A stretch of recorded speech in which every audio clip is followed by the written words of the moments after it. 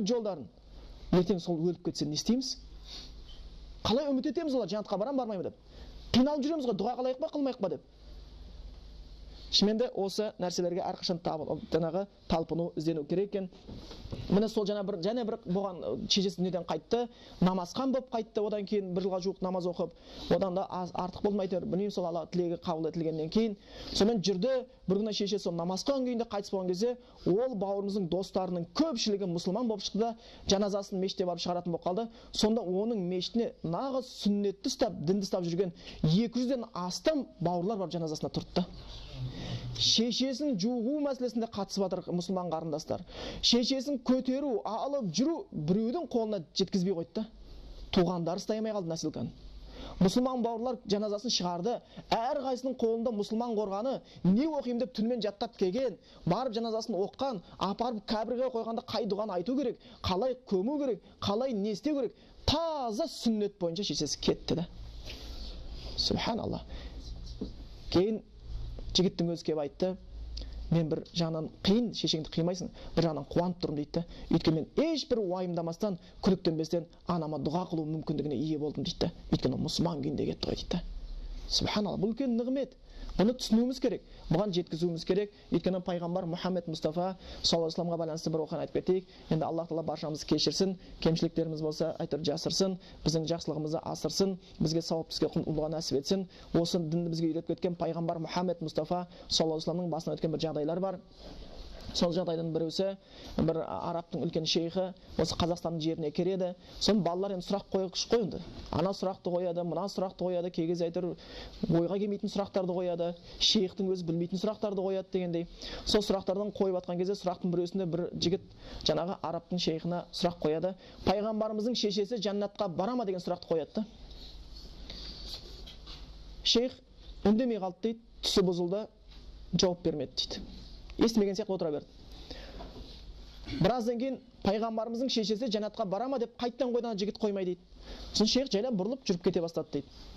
Сосын біраз ұмытылғандай болды ғой деп ойлап тұрып, түсінген екен, ана жігіт қайттан келіп шейх қайтты дейді. Пайғамбарымыздың шешесі жәннатқа бара ма деген кезде көзінен жас төгіліп кетті дейді шейхтің. Көзінен жас төгіліп кетті дейді. Субханалла, міне дінді түсінген адамдар да. Міне Құранды білетін адамдар, міне хадисті білетін адамдар ештеңе айта алмады. Бірақ бұған мынандай бір хадис бар екен. Пайғамбар Мұхаммед Мұстафа саллаллаху алейхи вассалам бір күні өзінің шешесінің қабірін зиярат ететін болады. Сахабалар бәрі бірге ілесіп барады қабіріне. Пайғамбар барды дейді қабірдің басына, бірақ та пайғамбарымыз жылап жіберді дейді.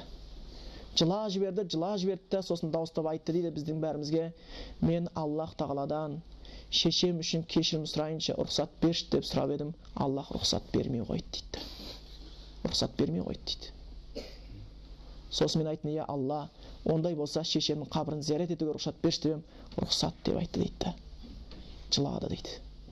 Субханалла, ертең сол айтыр дүниеге келген шешемізге, әкемізге дұға қыла алмай қалатын болсақ, бұл үлкен қасірет. Уақытты босқа өткізбеуіміз керек. Дұға қылуымыз керек. Сол шешеміз бізге түн ұйқысына төрт бөліп бесігімізді тербеткен болатын болса, біз ең болмаса түннің тахаджудына бір тұрып Алладан дұға қылсақ болар, иә?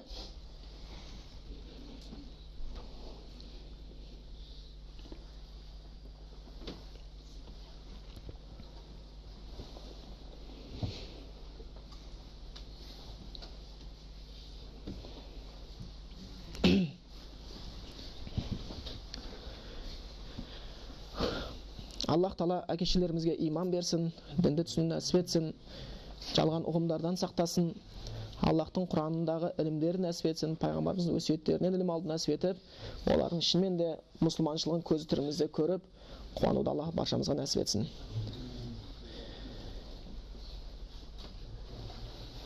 Келесі тақырып өлгенге қатысты зияратул құбур дейді. Қабірді зиярат ету мәселесі.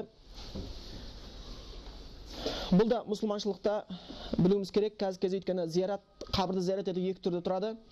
Зиярату шар'i, шар'ия, зиярат бид'ия деп келеді. Шариғат бойынша зиярат етудің түрлері, одан кейін бид'ат бойынша зиярат етудің түрлері. Бізде кей кезде мынау ақ жол, ақ сұңқар дейтін бұлар бар бид'ат, тек қана бид'ат емес, оның ішінде ширк қосылған зиярат түрлері болып кетті. Ал қабірлерді зиярат ету шариғатта бар.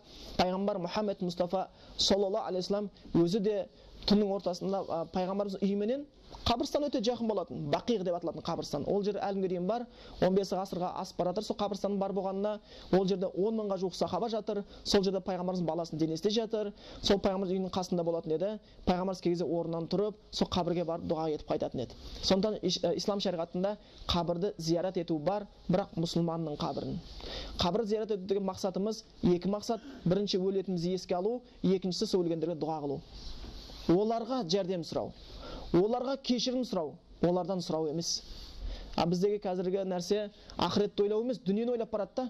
Барайын моланың басына түнеп қайтайын, Құдай маған жип беретін шығар, қызметке тұрғызатын шығар дейді. Яки болмаса оларға емес, олардан сұрап барады да. Өлген адам әлбетте тіріге ешқандай пайда келтіре алмайды екен. Енді осыған байланысты пайғамбарымыз үйретіп кеткен, соң қабірге барған кезде айтатын дұғаны да пайғамбарымыз үйретіп кеткен, не айту керек екенін, жаңағы қалай істеуіміз керек екенін пайғамбарымыздан жеткен хадис айтады. Қабірге барған кезде пайғамбар солай істейтін еді, солай үйреткен. Ассаламу алейкум ахлад дияр минал муъминин вал муслимин ва инна иншааллах бикум лахикун деген дұғаларды айтқан екен. Жаңағы осы қабірде жатқан мұсылман ер кісілер, мұсылман әйел кісілерге Аллах тағаланың тыныштығы, сәлемі болсын.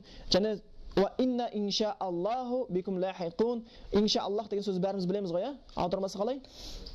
Құдай қаласа. Онда мына хадисті қараңыздар, қандай мағына шығайын деп тұр. Құдай қаласа біз де сендердің арттарыңа барамыз. Қаламаса өлмей жүре береміз деген мағына болып қалмайды burada. Бұл жердегі және бір мағынасы бар екен. Иншааллахтан соны араб тілін білу, бұл өзінше жеке нәрсе. Сондан мен ағашты ағаш, суды біле салдым деген бұл араб тілін әлі толық білдім деген мағына емес. Бұл жерде иншааллах деген мағынаның және бір мағынасы бар. Сөзсіз барамыз деген мағынада. Сөз жоқ, бізде бір күні сендердің арттарыңа барып, осы бір төмпешік болып қаламыз дейміз да. Жер бетінде қанша даңдайсақ та, қанша даңдайсақ та, ассақ та, тассақ та, бассақ та, қашсақ та, бір күні біз бір төмпешік болған басқа түк емеспіз деп мойындау екен. Сондан бұл жерде және біліп тұрмыз, насаллаллаху лана ва лакум ал-афияти, сендерге және өзімізге Аллахтан кешірім сұраймыз деп, Алла магфир лахум, Алла мархамхум, Алла оларды кешір, Алла оларды мейіріңе бөле деп дұға қылады екен. Бұл дұғадағы және астында бастапқы нәрсеге көңіл бұрыңыздар. Ассаламу алейкум ахлад дияр минал муъминина вал муслимин деп келген. Болмаса жаңа бір неде ассаламу алейкум ахлад дияр минал муслимина вал муслимат вал муъминина вал муъминат деп келеді. Қабірде жатқан мұсылман мұсылман әйелдерге Аллахтың сәлемі болсын дейді. Мұсылмандарға айтылады. Осы сөзді міндетті түрде қабірде жатқандағыларға да дұға қылуға болмайды жалпы. Өйткені ол қабірдің ішінде атеист жатқан шығар, Құранды ертегідегі жатқан деген біреу жатқан шығар, ондай адам бір жаңағы дінмен жүрмей дінге қарсы жүргенде жатқан шығар, мұсылмандарды кінәлаған адам жатқан шығар, мұсылмандыққа зиян берген адам жатқан шығар, Құдайды анекдот қылған адам жатқан шығар, пайғамбардың сөзін келеке еткен адам жатқан шығар.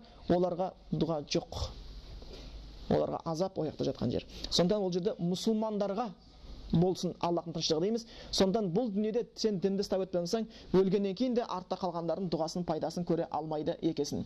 Біз енді уақытымыз жақындап келе жатыр, бірақ тағы біраз тақырыбымыз қалып отыр иншалла. Нарда енді біздің тақырыбымыз тағы толық аяқталмаған еді, бірақтан иншалла біздің мүмкіндігіміз бар сияқты. Алла қаласа ертең сағат 3-те тағы жолығамыз дейді. Сол кезде осы өлікке қатысты тақырыбымызды ары қарай жалғастырамыз. Өйткені оның ішінде әлі біраз тақырыптар бар, бізге де қатысты болған. Біз соны білуіміз керекті болып қалады екен.